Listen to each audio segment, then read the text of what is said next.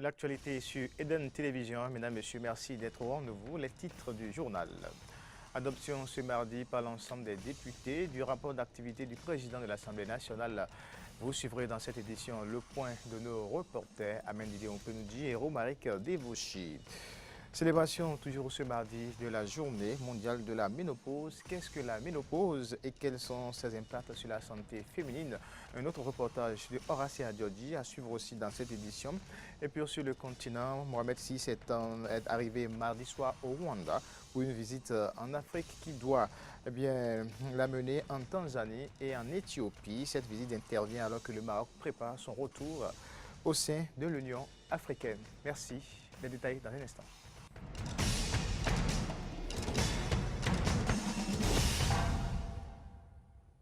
Encore une fois, bienvenue à toutes et à tous. Démarrons cette édition par Porte Novo, la cité des Haïnovi, où le rapport d'activité du président de l'Assemblée nationale, Maître Adrien Roumbédi, le troisième de la 7e législature, a été présenté et adopté ce mardi par l'ensemble des députés au Palais des gouverneurs. Voici le point avec Amen Didier Ompenoudji et Romaric Devouchi. Ce rapport d'activité couvre la période du 1er avril au 30 septembre 2016 et renseigne sur les grandes actions menées tant au plan législatif que sur la diplomatie parlementaire. Le président de l'Assemblée nationale, Maître Adrien Roumbédi, a fait le point exhaustif résumé qu'il a fait connaître à la plénière. Je salue par ailleurs la sérénité, l'engagement et le sens élevé du devoir de l'ensemble des députés qui nous ont permis de remplir pleinement notre mission. Je me réjouis surtout de l'assiduité et de la ponctualité qui se sont améliorées au cours de la période de référence, comme l'indiquent les statistiques. Notre sérieux et notre ardeur au travail nous ont permis d'examiner et d'adopter plusieurs lois, de mettre à la disposition du gouvernement d'importantes ressources financières et de traiter de nombreuses préoccupations nationales. Nous ne devons pas relâcher les efforts, nous devons au contraire continuer de travailler avec esprit de responsabilité et de tolérance. Je vous invite donc à perpétuer dans nos comportements la ponctualité et l'assiduité à nos travaux afin de nous permettre de remplir notre mission dans l'intérêt supérieur de la nation. Les députés ont pris la parole dans leur ensemble pour féliciter la conception et le contenu de ce troisième rapport d'activité du président de l'Assemblée nationale. Et lorsqu'on fait une juxtaposition entre ce rapport et l'élégant discours que vous avez tenu hier, on voit la profondeur de votre action à bien conduire ce Parlement. Ce que je note, je pense que c'est le résultat de votre leadership personnel. Fait le témoignage de cette bonne ambiance que je note au niveau de la représentation nationale et je constate que votre leadership y participe énormément. Je vais voter le rapport et je suis sûr que très facilement ce rapport sera adopté. Compte tenu, il faut apprécier aussi la manière dont les débats sont dirigés et le sentiment qui pourrait animer tous les députés ici dans l'hémicycle. Monsieur le Président, nous sommes satisfaits. J'aimerais citer, entre autres, Monsieur le Président, l'étude et le vote des lois qui a beaucoup progressé, la modernisation de l'Assemblée nationale, du travail parlementaire, je voudrais dire, l'amélioration des conditions de travail des députés et du personnel. Quelques préoccupations sont ressorties pour plus d'éclaircissements. La réalisation d'une clôture massive à l'instar de l'existant du Palais des gouverneurs sur l'esplanade avec la protection, ainsi de suite. Je n'ai pas bien compris. J'ai voulu savoir si l'esplanade va être clôturée comme le Parlement et si cela était vraiment nécessaire. La mise en place d'un bloc médical avec équipement au Palais des gouverneurs, c'est le paragraphe qui suit. Ça, je ne sais pas si c'est déjà fait et où cela se situe. C'est par rapport au dossier assurance retraite. C'est un dossier depuis la 6e législature. Monsieur le Président, il y a une injustice flagrante que je crois que nous sommes en train de dénoncer depuis la 6e législature, mais c'est resté jusqu'à présent comme ça. Le sort réservé à la construction du siège de l'Assemblée nationale à l'entrée du Porto Novo a préoccupé l'honorable Augustin Aronvoebla.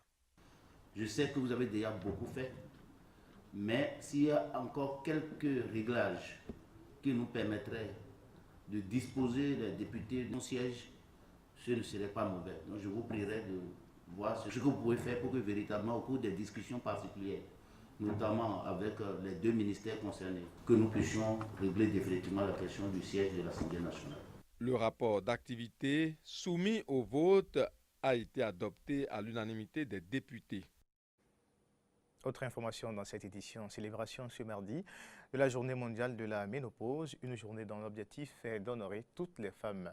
Elle vise des millions de femmes qui partout, ça l'a dit, dans le monde arrivent chaque jour à ce stade de leur vie. Qu'est-ce que la ménopause? Quels sont ses impacts sur la santé féminine? Suivons le reportage réalisé à cet effet par Horacia Djodji et Damien Pedro. La ménopause est la disparition définitive des règles chez la femme. Elle survient généralement chez la femme béninoise à partir de 47 ans. Cette dernière perd du coup son statut physiologique de femme capable de procréer. Pendant cette période de la vie, le corps de la femme arrête de produire des œstrogènes, ce qui entraîne un déséquilibre. Au niveau du corps, nous pouvons observer des bouffées de chaleur chez la femme. La femme va sentir comme une chaleur qui se dégage de son corps. Et cette manifestation est très gênante chez la femme. Des fois, elle va beaucoup transpirer et la transpiration va l'indisposer à tel point que des fois, elle n'arrive pas à dormir à cause de cette transpiration qui sera très élevée la nuit. Elle peut présenter quelques épisodes de certaines sensations comme les maux de tête, des signes comme le vertige, la palpitation, etc. Des signes qui peuvent être associés à un certain nombre de maladies graves et à la perte de la libido chez la femme. Certains types de cancers du col, du vagin, etc. peuvent s'exprimer par là. Et on est obligé de faire des investigations très poussées pour vite cerner et prendre des décisions thérapeutiques. Le fait que la femme ne sécrète plus les hormones, c'est des hormones sexuelles en fait, qui vont lui permettre d'avoir un équilibre, vont faire qu'au niveau de son équilibre sexuel aussi, vous comprenez qu'il n'y aura plus cette sensation qu'on appelle le désir des rapports sexuels par exemple, et elle va sentir aussi des sécheresses au niveau du vagin, au niveau de la vulve, si bien que les rapports seront douloureux, difficiles à réaliser. Mais la plupart des femmes en situation de ménopause ne développent pas le réflexe de consulter un médecin. Lorsqu'il y a une manifestation pathologique et invalidante, les préoccupe, elles y viennent. Mais attention, c'est lorsque elles sont dans des localités où cela s'y prête. Sinon, dans nos localités reculées, elles sont dans leur coin et nous ne pouvons pas apprécier l'envergure des femmes ménopausées qui présentent des pathologies graves. C'est pour cela que nous convions ces femmes de pouvoir se faire voir au moins une fois par an par le gynécologue de la localité pour faire le point et d'épicer certaines anomalies, de ne pas attendre d'être malade avant de se faire voir. Au-delà des problèmes physiques liés à la ménopause, la femme ménopausée présente aussi des signes de personnes psychiques affectées. L'actualité africaine, Soudan du Sud, affrontement entre rebelles et soldats ce week-end. Au moins 56 rebelles et 4 soldats gouvernementaux ont été tués dans des combats près de Malakal, dans le nord-est du pays. Commentaire. 56 rebelles et 4 soldats tués, c'est le bilan du combat qui a opposé l'armée populaire de libération du Soudan et les rebelles. Les rebelles avaient attaqué vendredi l'armée gouvernementale, la SPLA, notamment dans les localités de Weshwak et Lalo, mais la riposte a été automatique. Il y a eu des rebelles qui sont venus nous attaquer. Ceux-ci sont nos tranchées défensives. Pourquoi sont-ils venus jusqu'ici? Cela veut dire qu'ils sont dans l'offensive. Le drapeau que vous voyez avec moi ici est le drapeau du groupe qui a attaqué. Leur commandant leur a menti de venir et de lever leur drapeau ici, une fois qu'ils ont délogé nos forces. Malgré le nombre important de rebelles tués au cours de ce combat, la rébellion a affirmé de son côté avoir toujours le contrôle de Wejwok et Lalo. Les rebelles tués sont en majorité des mineurs dont les âges sont compris entre 13 et 18 ans, a affirmé le porte-parole de l'armée gouvernementale. Indépendant depuis 2011, le Soudan du Sud a basculé dans une guerre civile en décembre 2013 qui a fait des dizaines de morts et déplacé plus de 2,5 millions de civils, accompagnés d'une grave crise humanitaire. Toujours sur le continent, Mohamed VI est arrivé mardi soir au Rwanda pour une visite en Afrique qui doit ensuite l'amener en Tanzanie et en Éthiopie. Cette visite intervient alors que le Maroc prépare son retour au sein de l'Union africaine et qu'il avait quitté en 1984. Le monarque est aussi venu avec des chefs d'entreprise marocains venus sonder les opportunités d'affaires au Rwanda. Mohamed VI est au Rwanda. Le chef du royaume chérifien a rejoint Kigali dans la nuit de ce 18 octobre. Il y a été accueilli par le président Paul Kagame. Ce voyage intervient dans un contexte où le Maroc souhaite faire son retour au sein de l'UA, l'Union africaine, instance que le pays avait quittée en 1984 pour protester contre l'admission de la République arabe sahraoui démocratique. Après le Rwanda, première étape de sa tournée africaine, Mohamed VI va se rendre également en Tanzanie et en Éthiopie. Des questions économiques ne vont pas souffrir d'omission au cours du voyage marocain. Les chefs d'entreprise du Maroc qui accompagnent Mohamed VI dans sa tournée se chargeront en tout cas de les lui rappeler. Et en interactualité, Michel et Barack Obama, côte à côte, attendent de recevoir leur hôte à dîner à la Maison-Blanche. C'était la dernière de l'administration Obama ce mardi. Et pour ce dernier dîner de l'ère Obama à la Maison-Blanche, le couple présidentiel a reçu celui italien composé de Matteo Renzi et de Agnès Landini. On va rester aux États-Unis, ou plus précisément maintenant dans l'État clé le plus peuplé des États-Unis, où la population portoricaine a triplé en 20 ans, originaire de cet État libre associé. Les portoricains qui s'installent sur le sol américain peuvent participer aux élections présidentielles sans passer par la naturalisation des électeurs latinos attentifs au discours de Donald Trump et d'Hillary Clinton, notamment sur l'immigration. Reportage. Enchantée, je m'appelle Mary Reyes et je travaille pour Mi Familia Vota. À chaque porte qui s'ouvre, la discussion s'engage en espagnol. Ça fait combien de temps que vous avez quitté Porto Rico? Ça fait 2 mois. 2 mois qu'Anna a quitté Porto Rico pour prendre sa retraite à Orlando. Une nouvelle résidente qui votera pour la première fois à l'élection présidentielle américaine. Je pense que je vais voter pour Hillary Clinton, mais je dois me renseigner davantage. Pas de consigne de vote, ces bénévoles s'assurent que les électeurs latinos sont enregistrés pour participer à l'élection. Mais dans cet immeuble, les portoricains ne cachent pas leurs préférences. Je vais voter pour Hillary parce que nous devons tous être unis. Trump parle mal des portoricains et des latinos en général. Nous sommes tous une famille. Plus d'1 million de portoricains vivent en Floride. Un chiffre en augmentation, surtout depuis la crise économique de 2006 qui sévit sur l'île. Tous les analystes disent que dans 2 ans, il devrait y avoir plus de portoricains en Floride que dans l'État de New York. Il y en aura plus ici que sur l'île.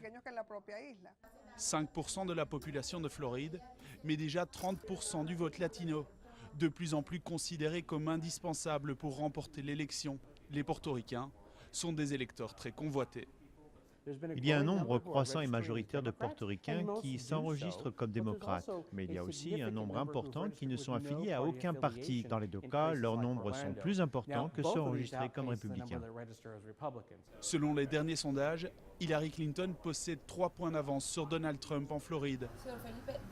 Mary et son équipe espèrent surtout qu'un maximum d'électeurs voteront le On reste encore aux États-Unis. La première ferme éolienne en mer aux États-Unis devrait être mise en service en novembre, 8 ans après l'élection de Barack Obama et sa promesse de lutter contre le changement climatique. Elle fournira de l'électricité à près de 17 000 foyers, une étape symbolique dans la transition vers une énergie propre qu'Hillary Clinton soutient également. Si Donald Trump est élu, l'accent sera mis sur les énergies fossiles. Reportage.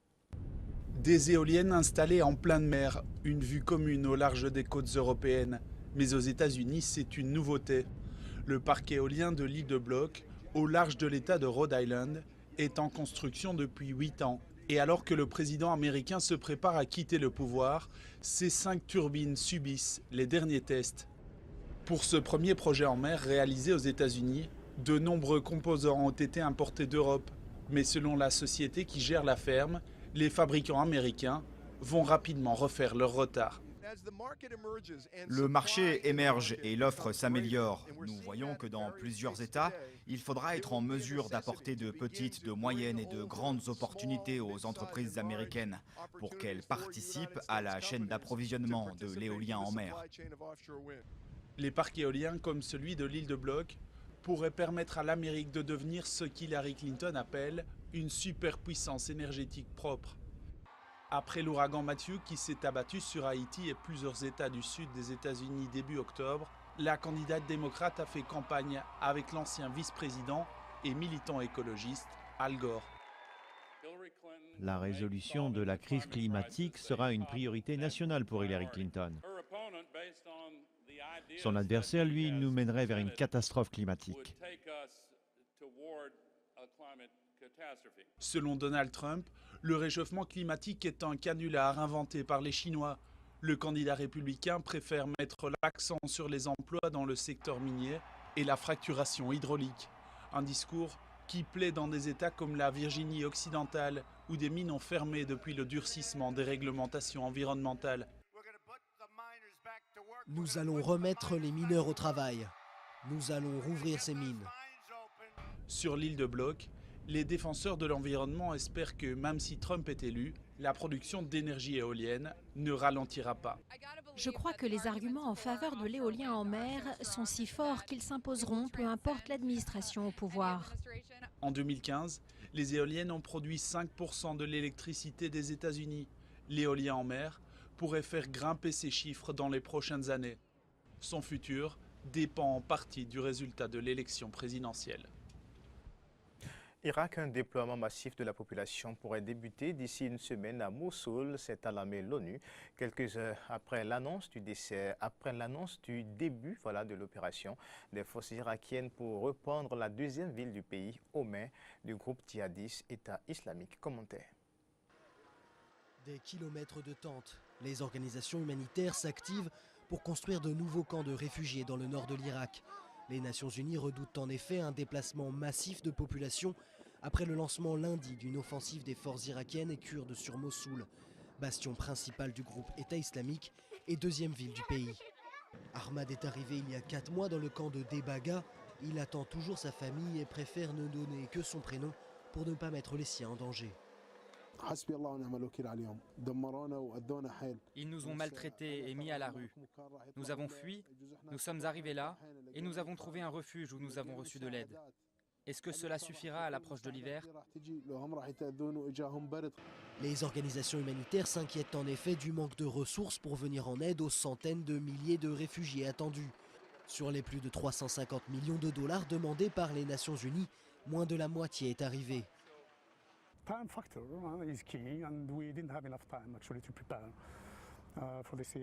Le temps est un facteur clé.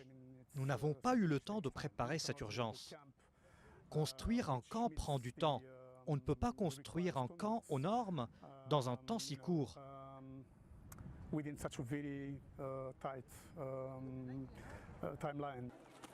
Le Haut Commissariat de l'ONU pour les réfugiés n'a pour l'instant construit que 5 camps capables d'abriter 45 000 personnes. Il espère au moins doubler sa capacité d'accueil dans les semaines qui viennent. Pour les habitants de Mossoul, le premier défi sera déjà d'arriver jusqu'ici. Les civils qui vont fuir Mossoul vont faire face à de nombreux problèmes. Nous avons vu après Falloujah des civils ciblés alors qu'ils fuyaient. Ils s'en servaient de boucliers humains. Les snipers leur tiraient dessus alors qu'ils traversaient une rivière. Nous avons peur qu'il arrive la même chose aux civils qui fuiront Mossoul. Selon les Nations Unies, la bataille de Mossoul pourrait déplacer plus d'1 million de personnes et parmi elles, 700 000 devraient avoir besoin d'une aide d'urgence. Un tour en Birmanie avant de boucler cette édition. Le pays rêve d'un nouvel âge d'or pour son cinéma. L'industrie cinématographique du pays renaît avec des décennies de traversée du désert. Ce renouveau passe par la construction de cinéma et par la formation d'une nouvelle génération de cinéastes. Reportage. À l'ombre de la célèbre pagode Shwedagon de Rangoon, Mighty et son équipe sont en plein tournage. Réalisateur en Birmanie depuis 30 ans, il se souvient d'une époque où les scénarios devaient passer la censure militaire. Mais aujourd'hui, avec un gouvernement démocratiquement élu, le cinéma birman peut entamer sa renaissance, malgré les ravages de 50 ans de junte.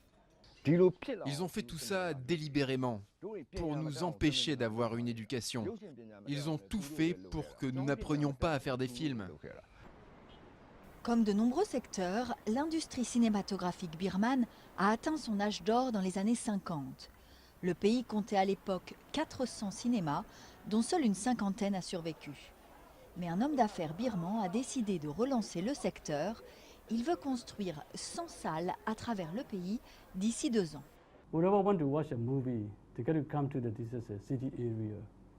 Pour voir des films, les gens doivent venir en ville. C'est compliqué pour eux. Ils doivent prendre le bus, ça leur prend beaucoup de temps, et tout ça juste pour voir un film.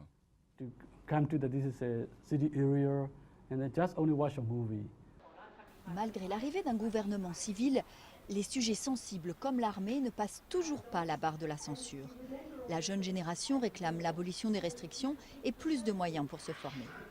À l'école de cinéma de Rangoon, les aspirants réalisateurs cherchent l'inspiration dans les grands classiques du cinéma mondial. Si on s'unissait et qu'on travaillait tous ensemble, on pourrait avoir une industrie du film birmane qui soit compétitive en Asie du Sud-Est. Le directeur de l'école a réuni récemment des centaines d'acteurs, réalisateurs et producteurs birmans pour discuter de l'avenir du secteur. Un forum intitulé « Le temps du changement ». C'est tout pour cette édition. Merci de votre aimable attention. À demain.